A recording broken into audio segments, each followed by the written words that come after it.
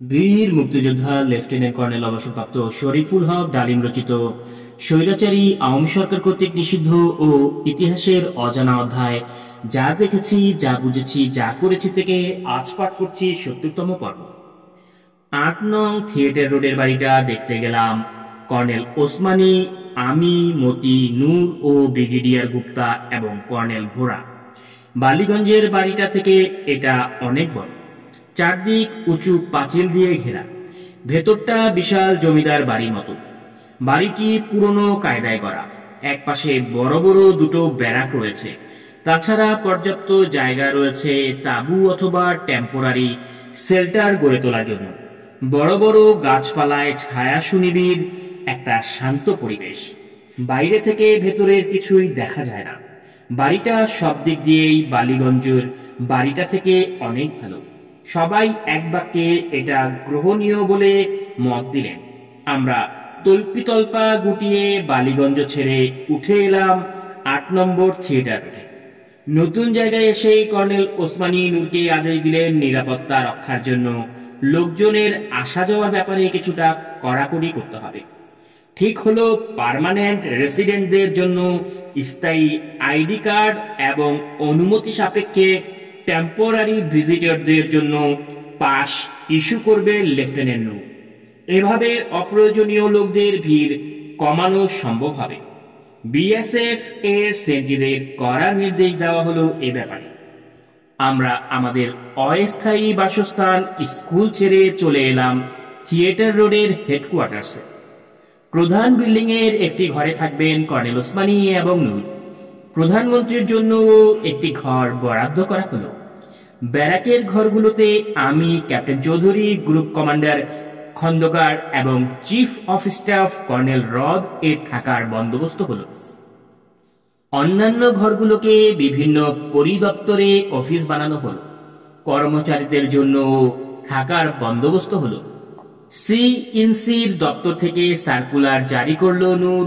Permanent staff ছাড়া অন্য সবার জন্য হেডকোয়ার্টার্সে ঢুকবার, থাকবার এবং খাবার জন্য লিখিত অনুমতি আগেই সিএনসি সেক্রেটারিয়াল মানে লেফটেন্যান্ট নূরের কাছ থেকে নিতে হবে। এ ধরনের নিয়ম প্রবর্তনে সবাই প্রথমে বেশ অসন্তোষ হয়ে উঠলেন, কিন্তু নিয়মের কোনো ব্যতিক্রম করা হলো না। অসন্তোষ আস্তে আস্তে কমে এলো। সবাইকে নিয়ম মেনে চলতে হলো। অন্যদিকে ১৯ নম্বর সার্কাস অ্যাভিনিউ মানে বাংলাদেশ মিশন হয়ে উঠেছিল একটা বাজার। জনাব হোসেন আলী এবং তার প্রশাসন তেমন কোনো নিয়ম প্রবর্তন করে কার্যকর করতে ব্যর্থ হয়। ফলে দিনরাত ২৪ ঘন্টা সেখানে প্রয়োজনে অপ্রয়োজনে লোকের ভিড় লেগেই থাকত। ব্যাপারটা হাস্যকর এবং কোইন্সিডেন্টাল হলেও নিয়তির হেরফের বাংলাদেশ প্রবাসী সরকারের প্রধান দুটো কর্মস্থলী প্রতিষ্ঠিত হলো থিয়েটার রোড এবং সার্কাস অ্যাভিনিউতে। আমরা সবাই যেন হয়ে উঠলাম থিয়েটার এবং সার্কাসের খেলোয়াড়। থিয়েটার রোড থেকে কর্নেল ওসমানী একদিন আমাকে নিয়ে চললেন ৮ নম্বর সেক্টর হেডকোয়ার্টার্স বনগাঁয় সাথে নূর। শহর থেকে প্রায় ৯০-৯৫ মাইল দূরে যশোর বর্ডারের গা ঘেঁষে বনগাঁ।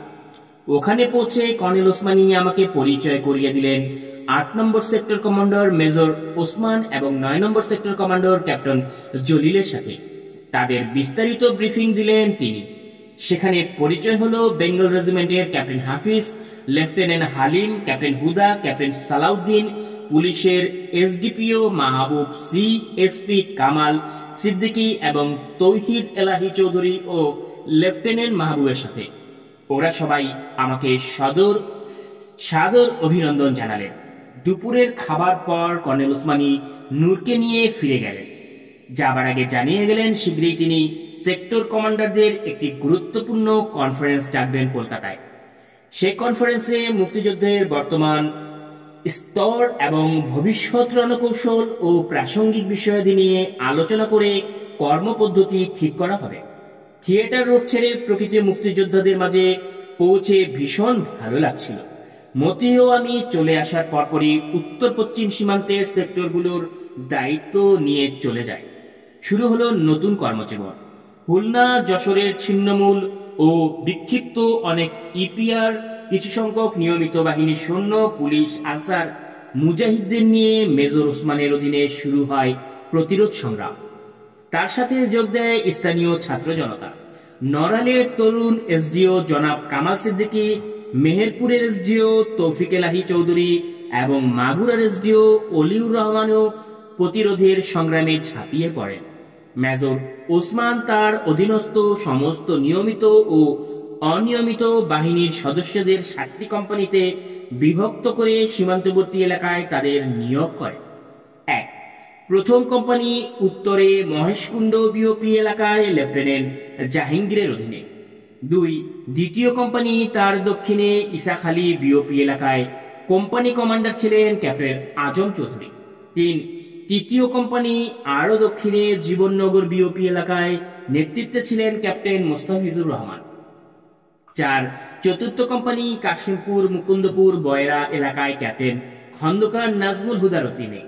5. পঞ্চম কোম্পানি বেনারেল কাস্টমস চেকপোস্ট এলাকায় লেফটেন্যান্ট আব্দুল হালিমের অধীনে। এই কোম্পানি পরবর্তী পর্যায়ে ক্যাপ্টেন তৌফিক এলাহি চৌধুরী সিএসপির অধীনে দেওয়া হয়। 6. ষষ্ঠ কোম্পানি আরও দক্ষিণ বক্সা কাকডাঙ্গা বেনাপুল থানার এলাকায় ক্যাপ্টেন শফিউল্লাহর অধীনে। 7. সপ্তম কোম্পানি ভুমরা এলাকার গোছভাঙ্গায় ক্যাপ্টেন সালাউদ্দিনের অধীনে। মে মাসের শেষে ক্যাপ্টেন সালাউদ্দিনকে হেডকোয়ার্টার্সে গোয়েন্দা বিভাগের দায়িত্বে নেয়ার জন্য চলে যেতে হয় মুজিবনগর তথা 8 নম্বর থিয়েটার রোডে। তখন ওই সেক্টরের দায়িত্ব দেওয়া হয় পুলিশের এসডিও মাহাবুদ্দিনকে। মে মাসের প্রথম সপ্তাহে প্রাক্তন flight lieutenant Jamal Uddin, MP captain Wahab এবং লেফটেন্যান্ট এনামুল হক 8 নম্বর সেক্টরে যোগদান করেন। ক্যাপ্টেন লেফটেন্যান্ট জামাল উদ্দিনকে সেক্টর হেডকোয়ার্টার্সে স্টাফ অফিসার হিসেবে নিয়োজিত করা হয়। যশোর ক্যান্টনমেন্ট থেকে পাক বাহিনীর ব্যূহ ভেদ করে ক্যাপ্টেন হাফিজের নেতৃত্বে বিদ্রোহ ঘোষণা করে যুদ্ধ করতে করতে বর্ডার পেরিয়ে 8 নম্বর সেক্টরের মুক্তিযোদ্ধাদের সাথে যোগ দেন 1st বেঙ্গল রেজিমেন্টের অকুদবা সেনারা। বেনাপোল বর্ডার পর্যন্ত মাত্র 188 জন সৈনিককে জীবিত অবস্থায় নিয়ে আসতে সক্ষম হয়েছিলেন হাফিজ। পুরো রেজিমেন্টের বাকি সবাই যুদ্ধে শাহাদাত বরণ করেছিলেন। বেনাপোল পৌঁছে সেক্টর হেডকোয়ার্টার্সের কাছেই সে তার ক্যাম্প প্রতিষ্ঠা করে। বনগাঁও বিওপির বিপরীতে মুক্ত এলাকায় বাংলাদেশের পতাকা সমুন্নত রাখার পবিত্র দায়িত্ব যথাযথ বীরত্ব ও সাহসিকতার সাথে ক্যাপ্টেন হাফিজের নেতৃত্বে 1st ইস্ট বেঙ্গলের বীর জওয়ানরা শেষ দিন পর্যন্ত পালন করেছিলেন। ক্যাপ্টেন হাফিজ আমার বিশেষ বন্ধু বিদায়, ওর সাথেই আমার থাকার বন্দোবস্ত করুন।